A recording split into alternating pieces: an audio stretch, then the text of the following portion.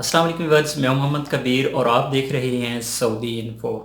Visit visa के हवाले से बहुत ज़्यादा सवालात आते हैं, लोग सवालात करते हैं कमेंट्स में। मैं उनकी कोशिश करता हूं कि उनके जवाबात मुख्तसर दे दूं, लेकिन इस वीडियो में मैं आपको उन तमाम सवालों के जवाबात देने वाला हूं जो आमतौर पर लोग सवाल करते हैं। तो स्टार्ट करते हैं। सबसे पहला सवाल जो एक कॉमन सवाल है कि बहुत ज़्यादा लोग सवाल पूछते हैं कि विज़िट वीज़ा पर टोटल खर्च कितना आएगा। तो इस पर मैं एक पहले से वीडियो बना चुका हूँ, वीडियो का लिंक भी मैं डिस्क्रिप्शन में दे दूंगा कि टोटल खर्च कितना आता है। लेकिन यहाँ पर प्रॉब्लम ये होती है कि बहुत ज़्यादा लोगों के डिफरेंस आते हैं। किसी का खर्च 28,000, किसी का 30-35,000 तक लोगों ने मुझे बताया है कि उनका खर्च आया है। लेकिन उसकी वजह क्या है? उसकी वजह यह होती है कि सबसे पहले तो आपकी जो मेडिकल इंश्योरेंस होती है उसमें डिफरेंस आता है। कई लोगों को वो मेडिकल इंश्योरेंस लो कैटेगरी के और कुछ लोगों को थोड़ी अच्छी कैटेगरी के जब मेडिकल इंश्योरेंस लेते हैं तो उसकी वजह से आपके पैसे कम या ज़्यादा हो जाते हैं। दूसरी वजह होती है पोलियो वैक्सीनेशन। जिनके साथ बच्चे होते हैं उनकी पोलियो वैक्सीनेशन की ज़रूरत नहीं होती। 5 साल से कम जो बच्चे हैं उनको पोलियो वैक्सीनेशन नहीं करवानी पड़ती। और जो बड़े होते हैं 5 साल से ज़्यादा उम्र के जितने भी लोग होते हैं, पर पासपोर्ट आपको 2,000 रुपये पोलियो वैक्सीनेशन के वहाँ पर जमा करवाने पड़ते हैं। तो इस वजह से वहाँ पर डिफरेंस आ जाता है। इसी तरह अगर वहाँ पर आप फोटोकॉपी वगैरह करवाते हैं या अपनी तस्वीरें बनवाते हैं तो उसके लिए बहुत ज़्यादा पैसे चार्ज होते हैं। जिस तरह आपको वहाँ पर 2 या 4 तस्वीरें बनवाने के लिए तकरीबन 3,000 रुपये तक पे करना पड़ जाता है।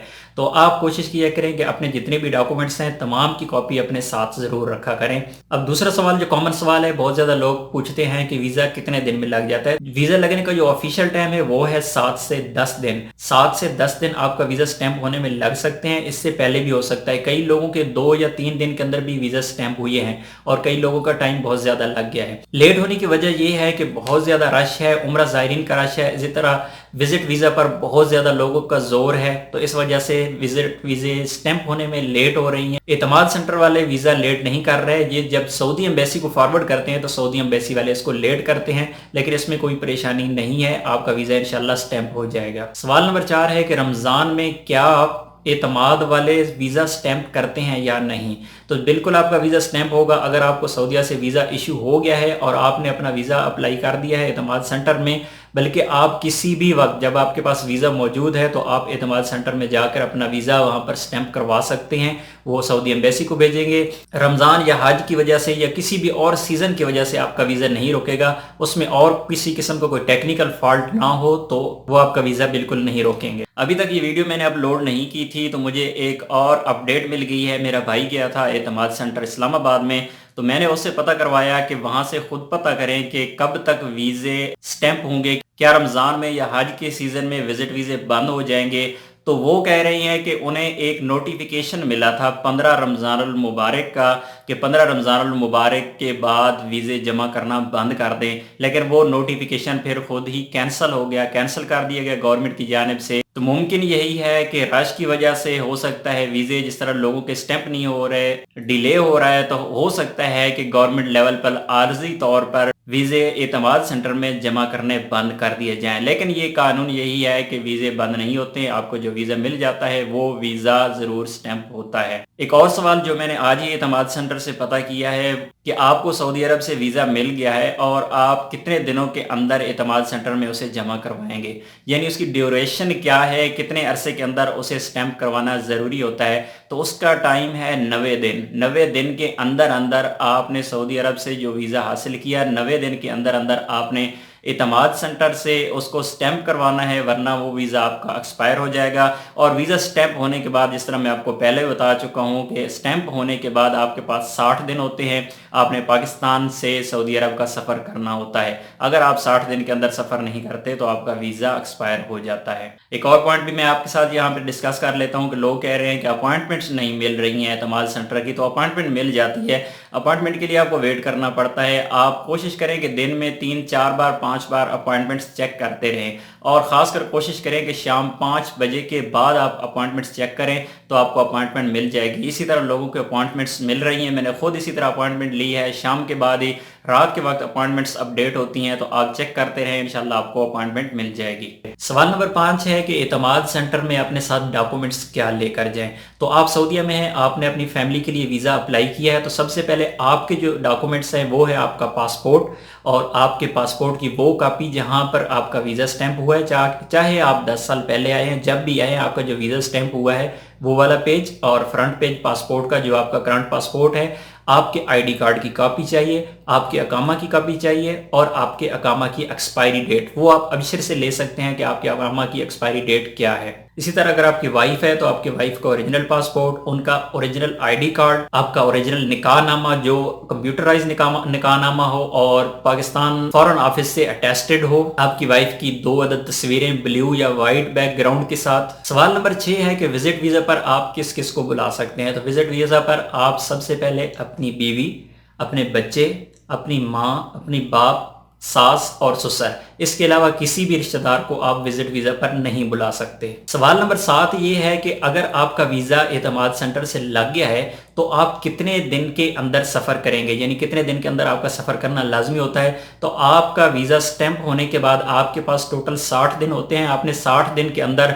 लाजमी सफर करना होता है। अगर आप सफर नहीं करेंगे तो आपका वीजा एक्सपायर हो जाएगा। सवाल नंबर 8 है कि क्या ड्राइवर के अकामे पर वीजा मिल सकता है। तो नहीं, लेबर या ड्राइवर के अकामे पर आपको विजिट वीजा जारी नहीं हो सकता। उसके लिए एक नया प्रोग्राम आ रहा है जिसे गेस्ट वीजा का नाम दिया गया है। उसमें इंशाल्लाह ड्राइवर और लेबर को वीजा मिलेगा, उम्रा के वीजा मिलेगा, वो अपनी फैमिली को उम्रा करवा सकेंगे। उसके लिए पहले से मैंने वीडियो बनाई हुई है, वो वीडियो मैं डिस्क्रिप्शन में दे दूंगा, आप उसकी डिटेल चेक कर लीजिएगा। सवाल नंबर 9 है कि वैक्सीनेशन कहाँ से करवानी है और कितने में होनी है। तो वैक्सीनेशन आपको एतमाद सेंटर से ही करवानी होगी।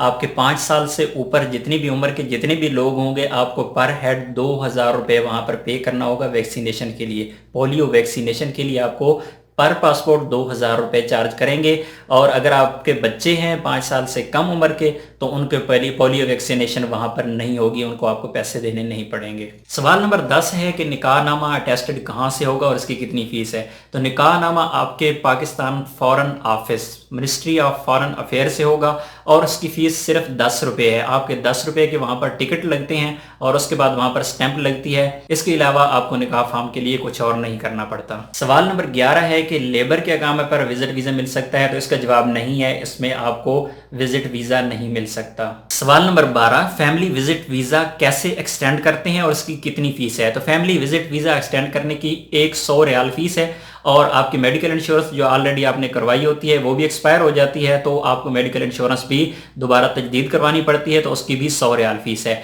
इस तरह पर पासपोर्ट आपको 200 रियाल पे करना पड़ते हैं। तो किस तरह फैमिली विजिट वीजा एक्सटेंड करते हैं उसकी वीडियो का लिंक भी मैं डिस्क्रिप्शन में दे दूंगा, वहां पर चेक कर लीजिएगा कि फैमिली विजिट वीजा कैसे एक्सटेंड करते हैं। सवाल नंबर 13 है कि आपका अकामा कितना बाकी हो तो आपका फैमिली विजिट वीजा निकल सकता है। तो उसके लिए आपका अकामा 6 महीने तक वैलिड होना जरूरी होता है। इससे कम भी होगा तो हो सकता है आपको वीजा इशू हो जाए, लेकिन जो रूल है वो 6 महीने का है कि आपका अकामा 6 महीने वैलिड होना जरूरी है। सवाल नंबर 14 है कि फैमिली विजिट वीजा कब स्टार्ट हो रहा है। जो ये सहूलत लेबर को, ड्राइवर को और उन महीने वाले लोगों को ये सहूलत मिलेगी जो अपनी फैमिली को विजिट वीजा पर नहीं बुला सकते, तो फैमिली को वो उम्रा वीजे पर बुलाएंगे। तो ये सऊदी गवर्नमेंट ने एक नया प्रोग्राम शुरू किया है, उसके हवाले से मैं पहले वीडियो बना चुका हूं कि ये प्रोग्राम कब स्टार्ट हो रहा है। तो इंशाल्लाह स्टार्ट की अभी तक कोई हतमी तारीख नहीं दी गई है। हुकूमत की तरफ से, शूरा की तरफ से, मजलिस की तरफ से ये कानून पास हो चुका है, लेकिन इस पर अमल दराबंद कब शुरू होता है इसके लिए अभी कुछ नहीं कहा जा सकता, लेकिन मुझे उम्मीद है कि इंशाल्लाह हज के बाद ये प्रोग्राम जल्द शुरू हो जाएगा। सवाल नंबर 15 है कि उम्रा वीजा कब बंद हो रहे हैं। तो उम्रा वीजा की आखिरी तारीख है वो है 10 शुबान। 10 शुबान तक उम्रा वीजा चलेंगे, 10 शुबान के बाद उम्रा वीजा बंद हो जाएंगे और हज के बाद दोबारा वीजा ओपन होंगे। यहाँ पर मैं बात क्लियर करता चलूँ कि ये उम्रा वीजा की बात है, फैमिली विजिट वीजा की बात नहीं है। फैमिली विजिट वीजा आपके चलते रहेंगे, स्लो जरूर हो जाएंगे, लेकिन फैमिली विजिट वीजा कभी बंद नहीं होता। हज का सीजन होता है, आप अपनी बीवी बच्चों को बुला सकते हैं, लेकिन अपने माँ बाप और सास ससुर को नहीं बुला सकते। सवाल नंबर 16 है, अगर वीजा लाहौर का है तो क्या इस्लामाबाद से स्टैंप हो जाएगा। क्योंकि जब आप अप्लाई करते हैं तो आप वहां पर जोहतुल कदूम देते हैं कि आप इस्लामाबाद से हैं या लाहौर से हैं या पाकिस्तान के कौन से शहर से हैं। जी बिल्कुल, आपका वीज़ा अगर लाहौर का है तो आप इस्लामाबाद से स्टैंप करवा सकते हैं, लेकिन बैन सूबाई कंफर्मेशन नहीं है कि अगर आप एक सूबे से हैं और दूसरे सूबे में जाके अपना वीज़ा स्टैंप करवाना चाहते हैं तो उसके लिए मुझे कोई कंफर्म नहीं है।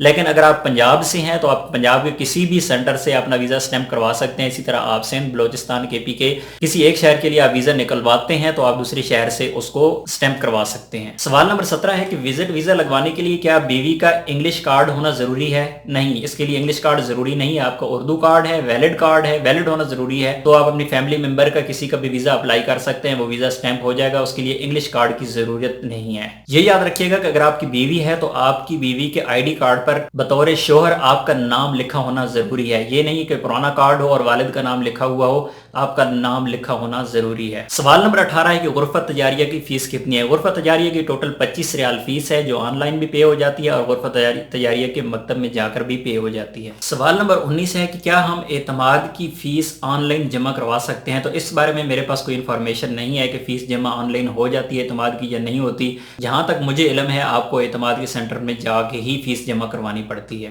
سوال نمبر 20 ہے، سب سے مشکل سوال ہے جس کا جواب ابھی تک مجھے بھی نہیں ملا۔ اگر آپ میں سے کسی کے پاس یہ جواب اس کا ہو تو آپ مجھے ضرور بتائیے گا کمنٹ میں، تاکہ دوسرے لوگوں کو بھی فائدہ ہو سکے کہ میڈیکل انشورنس سعودیہ میں کیسے استعمال کرتے ہیں۔ آپ کی فیملی کو جو اعتماد سینٹر سے میڈیکل انشورنس ملتی ہے اس کو سعودیہ میں استعمال کیسے کیا جاتا ہے، اس کے کیا کیا فوائد ہیں، اس پر تو آلریڈی میں ویڈیو بنا چکا ہوں کہ وہ اس کے فوائد کیا ہیں، ٹوٹل کتنی پے کرتے ہیں۔ لیکن بہت زیادہ سوالات آ رہے ہیں، لوگ پوچھ رہے ہیں کہ یہ کون سے ہاسپٹل میں چلتے ہیں، تو مجھے ابھی تک اس کی کوئی سمجھ نہیں آ رہی ہے۔ بہت زیادہ دوستوں سے میں نے پتہ کیا جن کی فیملیز ادھر یہاں آلریڈی موجود ہیں، لیکن کسی کو بھی پتہ نہیں چل رہا۔ اگر کسی کے پاس اس قسم کی کوئی انفارمیشن ہو تو ضرور شیئر کیجئے گا، اور انشاءاللہ میں کوشش کروں گا کہ بہت جلد اس پر ایک ڈیٹیل ویڈیو بناؤں کہ کیا وجوہات ہیں کہ لوگوں کو میڈیکل کی یہاں پر فیسلٹی نہیں مل رہی، یا اگر فیسلٹی ملتی ہے تو وہ کس حد تک ملتی ہے۔ تو امید ہے یہ ویڈیو آپ کو اچھی لگی ہوگی، اور ویڈیو اگر اچھی لگی ہے تو ویڈیو کو لائک اور شیئر ضرور کیجئے گا۔ ملتے ہیں اگلی ویڈیو میں، تب تک کے لیے اجازت دیجیے، اللہ حافظ۔